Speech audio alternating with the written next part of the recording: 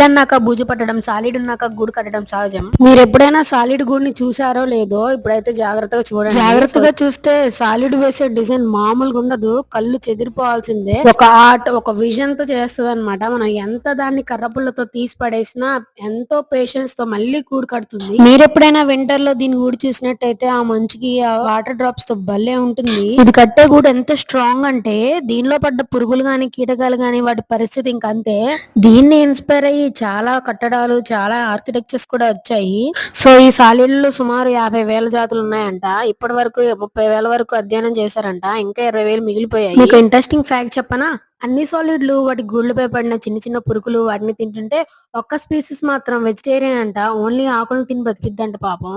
ఇంకా కొన్ని సాలిడ్లు కాటేస్తాయంట. ఆ విషయానికి మనుషులు కూడా చనిపోతారంట, అంత డేంజరస్. సాలిడ్ పనితనాన్ని చూస్తే మీకు ఏం గుర్తొస్తుందో కామెంట్ సెక్షన్ లో చెప్పేయండి. ఇంకా మరిన్ని వీడియోస్ కోసం సబ్స్క్రైబ్ చేసుకోండి.